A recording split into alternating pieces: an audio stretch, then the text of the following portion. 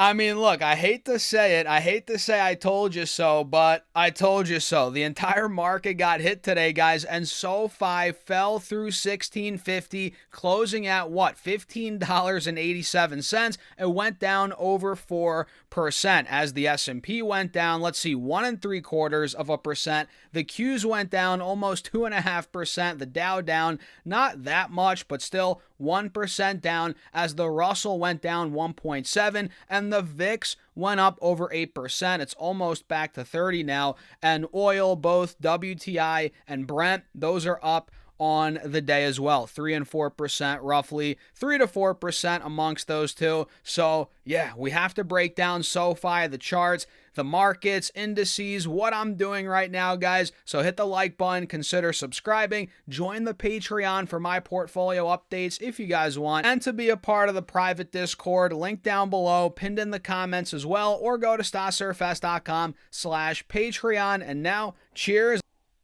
Let's dive right into the video. So if you guys have been watching my videos, paying attention, we've been talking about the $16.50 support for what, a week now? Well, more than just a week, but we've been hammering it in the last couple of days. And I've been saying, guys, we are making subtle lower highs into that 1650 resistance or support rather, and we're digging ourselves deeper into this descending triangle, and the writing was on the wall for this drop, and the fact that the market tanked today, that helped SoFi fall through that 1650, and it's not surprising to me at all. Again, we've been talking about this. Look at all these subtle lower highs that were being put in as SoFi, again, was squeezing deeper into this triangle, and as we kept testing 1650. We tested it, 5, 6 out of the last 7, 8 days here, we've tested 1650. So it was inevitable that it was going to give.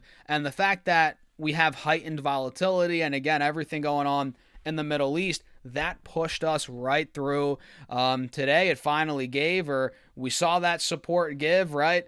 And now we're trading exactly where I thought we would over the last couple of videos, right? Like I've said in the last couple of videos, it's tough to nail the timing, right?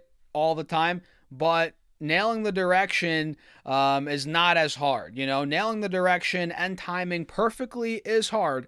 But, in this case, we didn't nail the timing per se. We were talking about maybe 1650 breaking, last week, recently as well. But we saw the writing on the wall and we got the direction right. Now, where could SoFi be going? That's the $1 million question. Now that we took out $16, we closed under 1650. Where could we be going? If this gets really ugly, if the Middle East situation causes the VIX to go to 30, 35, 40, which could happen. We're in a war after all, guys. SoFi could get down to $12, $13, which I've said before, I don't think it's going to go much lower than that. I think that is the bottom. It could very well be the bottom. We don't know for sure, but if you guys look at this 3-year chart, $12 to $13 doesn't seem too bad, right? Or too unlikely, as it's right by the 180 SMA on this time frame, which held back last April during the crash. We got down to about $9, $10, held that moving average, and lo and behold, we're back at it, which honestly is blowing my mind in a sense. We're not really right back at it. We're still a couple bucks above that moving average, but the fact that we're near 12, 13, 14 again on this name is unbelievable, considering we were breaking out above $30 not too long ago, guys. So it's crazy how quick the tides turn here. Man, if it does get to $12, $13, I'm going to load the boat on SoFi. It's an absolute no-brainer at that price, because look, we're well under $20 now, and I think this is going to be well over $20 a share in the next 12, 18, 24 months. So in my eyes, it's like, if we can get SoFi sub 15, anywhere near $12, $13 for a stock that I think is a $20, $25, $30 stock, it's a steal, right? It's a steal. No brainer. And there are other companies I'm watching in the space as well that I'm considering adding. Robinhood's another one, which I've never actually owned long term. I've traded it in and out, but Robinhood is down massively here.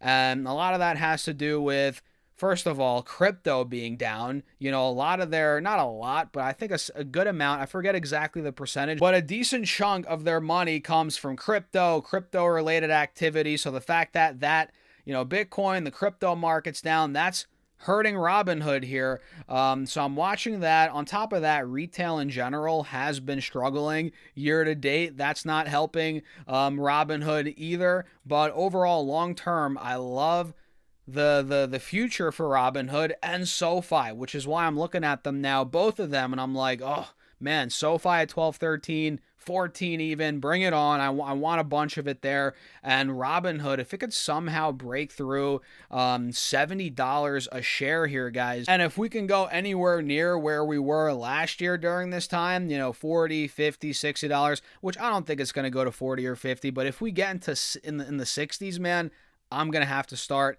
or really heavily consider starting a position in Robinhood. So before we cover some other stocks that I'm looking at, let's quickly go over the sponsor of today's video, Mumu. You guys can actually get up to $1,000 of NVIDIA stock using that link down below, and your uninvested cash can earn up to 8.1% APY. Check that link out down below, and let's talk a little bit about Mumu here. So I've been trading stocks for over a decade, guys, and one of my biggest problems has always been finding a platform that has it all. The clean and simple to use UI, right? All the advanced tools to help my advanced trading. And that's exactly why I've been using Mumu for years. And what I love about Mumu is they offer trader-grade platform capabilities that just flat out outpace competitors like Robinhood, in my opinion, by a mile. And again, it's a one-stop shop covering all asset classes from US stocks to international stocks, crypto, options, you name it. And guys, Mumu's loaded up with features that you would have to pay a lot of money on other platforms to use. I mean, look at all this detail on their shareholders. We have key indicators, all the different financial statements. I mean, look at all this, guys. And you want to know the beautiful thing, guys? You can use Mumu today as well and get up to 8.1% APY on your uninvested cash and up to $1,000 of NVIDIA stock, depending on how much money you deposit onto the platform, simply by using my affiliate link down below. And check out the disclaimer and all the terms and conditions. And now let's continue on. Okay, so let's talk about some other stocks now and go over a move that I made, actually two moves I made today. I ended up cutting out of DeFi Technologies, which I made a rant video earlier today. You guys probably saw that, whether it was on TikTok, Instagram, here on YouTube, right? So I cut my losses there. Not going to go too crazy in depth here, but I took about a 60% loss, lost $5,000. It's not the end of the world, right? It was a smaller position. It was a spec play from the start. I knew getting into it, I might lose a good amount of money here of my investment, and that ended up happening, right? So what I ended up doing, guys, I locked in the loss. I'm done with this company. I'm not buying back in, and the reason why I did that, I mean, there's a lot of reasons. I mean, the management team's incompetent. We covered it in that last video. Crypto winter, right? They're pushing back earnings. They're not getting their filings in, it seems like. The management team can't tell the story. It's just it's terrible, right? So I got out of that. Opportunity cost is everything here. So I took that money and now I bought more stocks that I think will do well out of this war in Iran, and that's the way I'm treating this. In 3 to 6 months, do I think DeFi Technologies is going to be $1, $1.50? No, I just don't see it. I don't see it anymore. Maybe it happens. But in 3 to 6 months, do I see Micron, for example, which is the stock I bought? Do I see other ones I'm eyeing up to buy? Do I see those higher in 3 to 6 months? Absolutely. And that's where I want my money right now. Not in a downtrending, losing stock. I want my money in a company that is fundamentally sound, doing very well right now, and they're seeing short-term weakness because of what's going on in the Middle East, but they're not actually impacted fundamentally by what's going on in the Middle East. So they should theoretically rebound back after that war, right? Those are the types of stocks I'm focusing on right now. So I took my loss in DeFi, that's part of the game that we're in here, guys, the investing stock market game. And I bought more Micron. I added more Micron at 360 today, and I've been buying this stock on the dip here. Started buying at 400, added more at 380, added more at 360. You guys see the pattern here? Every 20 bucks that it goes down, I'm adding more. And look, at this point, we're testing a multi-week support on MU, right? Right at about 350, 360. It could hold. I think it should hold. But if things get worse over the weekend, I mean, this could theoretically go down more, right? It could go to 330, 340, but how much lower does it go? It's been in a straight line down since earnings. It is down 30%, 25, 30%. In my opinion, it doesn't go much lower, right? Maybe 320, 330. Either way, I'm buying all the way down. I think this is a great buying opportunity in a market where, we're seeing a lot of panic, clearly. And even stocks that have great fundamentals are getting nailed. And that is, those are the ones I'm focusing on. And if I wasn't so heavily in Nvidia or Amazon right now, I would be buying more of those. Nvidia closed at 171 today.